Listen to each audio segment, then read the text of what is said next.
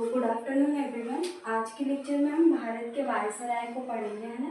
Last lecture में हमने भारत के वायसराय को स्टार्ट कर दिया था और क्या क्या चीज़ें हमने पढ़ी थी, कितने वायसराय हमने देख लिए थे।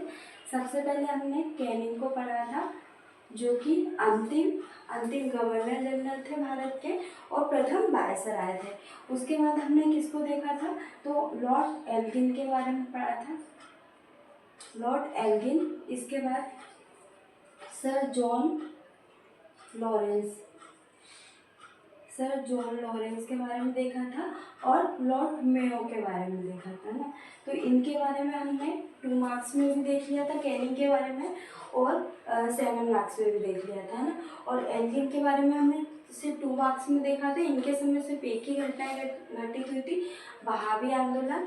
इसके बाद हमने सर जॉन लॉरेंस को पढ़ा था, ये भी हमने 2 मार्क्स में ही देखा था। इनके समय क्या कलकत्ता, मुंबई और मद्रास में उच्च न्यायालय की स्थापना हुई थी, है ना। और इसके बाद लॉर्ड मेयो को भी पढ़ा था, जिनके समय सांख्यिकीय आयोग का गठन हुआ था। इसके बाद कृषि और वाणिज्य विभाग को अलग अलग किया गया था। तो ये लॉर्ड मेयो के समय घटना घटित हुई थी, है ना। इसके बाद आज के लेक्चर में हम लॉर्ड नॉर्थब्रुक और लॉर्ड रिटन और लॉर्ड रिपन के बारे में पढ़ेंगे, है ना। हम ये बस तीनों के बारे में ही देखेंगे।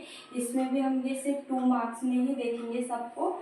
लॉर्ड रिटन को भी 2 मार्क्स में देखना है और लॉर्ड रिपन को भी, है ना। ये 7 मार्क्स में भी देख लेंगे हम, है ना, रिपन, क्योंकि ज़्यादा इम्पोर्टेंट है ना। बाकी हमने सभी में क्या 3 फैक्ट ज़्यादा नहीं लिखे, जो इम्पोर्टेंट है बस हमने वही लिखा है ना, जो प्री के पॉइंट ऑफ व्यू से भी इम्पोर्टेंट है और मेंस के लिए भी हमारे 2 मार्क्स में भी ये हो जाएगा, है ना। तो 2 मार्क्स में भी हम इसको करेंगे और प्री के जो फैक्चुअल डाटा है वो भी हम लेकर चलेंगे। तो सबसे पहले हम नॉर्थब्रुक को पढ़ेंगे। इनका टाइम पीरियड 1872 से लेके 1876 तक इनका टाइम पीरियड रहा, है ना। ये क्या बड़ौदा के इन्हीं के समय क्या हुआ था, बड़ौदा के जो शासक थे गायकवाड़, उनको पद से हटाया गया था। किसने, तो नॉर्थब्रुक के द्वारा बड़ौदा के जो शासक है गायकवाड़ का था, उनको पद से हटाया गया था।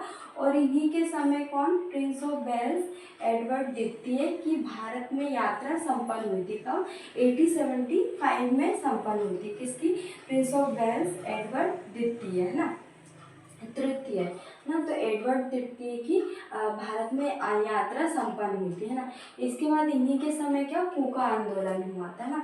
तो 3 घटनाएं घटित हुई थी महत्वपूर्ण। लॉर्ड नॉर्थब्रुक के समय 1872 से 76 तक इनका टाइम पीरियड रहा। बड़ौदा के शासक गायकवाड़ को पद से हटाया था।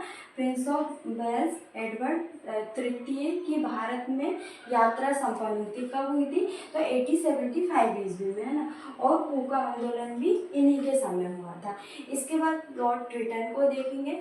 लॉर्ड रिटन का टाइम पीरियड कब से कब तक था, तो 1876 से लेके 1880 तक था, है ना।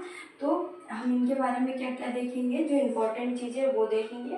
1877 में ब्रिटेन की महारानी कौन थी, विक्टोरिया को केसर की उपाधि से क्या विभूषित किया था। किसके समय, तो लॉर्ड रिटन जब भारत के वायसराय थे उसी समय 1877 में ब्रिटेन की महारानी कौन थी, विक्टोरिया को केसर हिंद की उपाधि से विभूषित किया, है ना।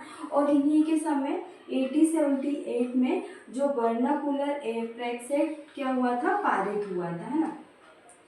इसके बाद इनके समय क्या सिविल सेवा में प्रवेश की जो उम्र थी 21 वर्ष से घटा के कितनी कर दी, 19 वर्ष। तो किसने की, तो लॉर्ड रिटन के समय हुई थी, है ना। तो लॉर्ड रिटन के समय 3 महत्वपूर्ण घटना हुई। सबसे पहले इनका टाइम पीरियड 1876 से 1880 तक टाइम पीरियड, है ना। इनके समय 1877 में ब्रिटेन की महारानी विक्टोरिया को केसर की उपाधि से विभूषित किया। इसके बाद 1878 ईस्वी में वर्नाकुलर प्रेस एक्ट पारित हुआ इन्हीं के समय। और सिविल सेवा में प्रवेश की उम्र 21 वर्ष से घटा के 19 वर्ष की गई, है ना। तो ये लॉर्ड रिटन के बारे में हमने देखा। इसके बाद लॉर्ड रिपन, इनका टाइम पीरियड 1880 से 1884 ईस्वी तक रहा। इनको हमको 2 मार्क्स में भी देखना है और 7 मार्क्स में भी देखना है। इनके समय क्या हुआ था, 1881 में प्रथम बार कारखाना अधिनियम लागू हुआ। कब? 1881 ईस्वी में प्रथम बार प्रथम कारखाना अधिनियम लागू हुआ ना। और इन्हीं के समय 1882 में वर्नाकुलर प्रेस एक्ट को क्या किया, रद्द कर दिया, जो कि किसके द्वारा लागू किया गया था, तो 1878 में लॉर्ड रिटन के समय लागू किया गया था।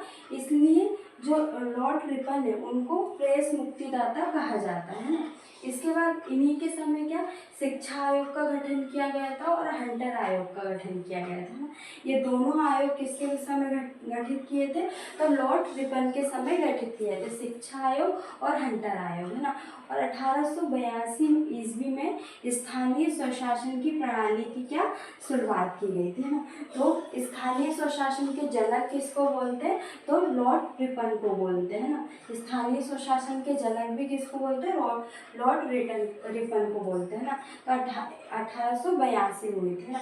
और 1883 में इल्बर्ट बिल विवाद हुआ था। कौन सा? 1883 में इल्बर्ट बिल विवाद इन्हीं के समय हुआ था ना। तो इनके समय क्या क्या घटनाएं घटित हुई थी एक बार और हम देख लेते हैं। लॉर्ड रिटन 1880 से 1884 ईस्वी तक इनका टाइम पीरियड रहा। इनके समय क्या क्या घटनाएं घटित हुई थी। 1881 ईस्वी में प्रथम कारखाना अधिनियम लागू हुआ। 1882 में वर्नाक्यूलर प्रेस एक्ट रद्द किया, इसलिए इन्हें प्रेस मुक्तिदाता कहते हैं। और इन्हीं के समय शिक्षा आयोग और हंटर आयोग की स्थापना की गई।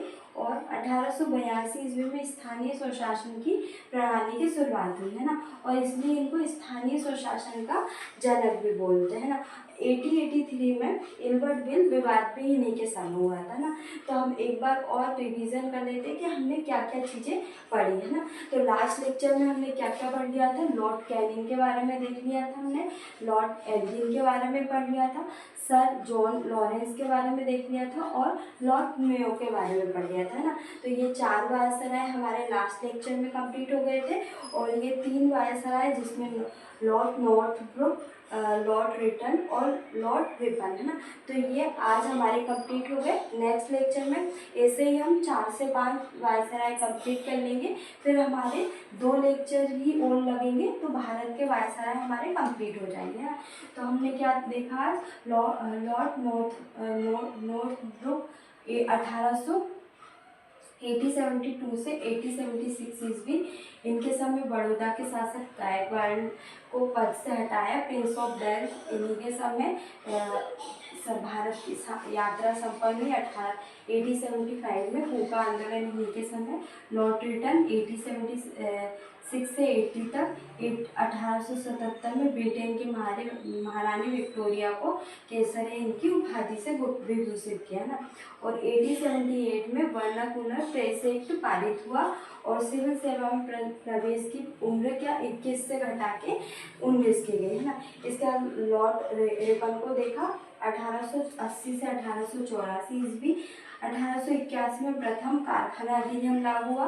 1882 में वर्नाकुलर प्रेस एक्ट को रद्द किया, इसलिए इन्हें प्रेस मुक्तिदाता भी कहते हैं ना।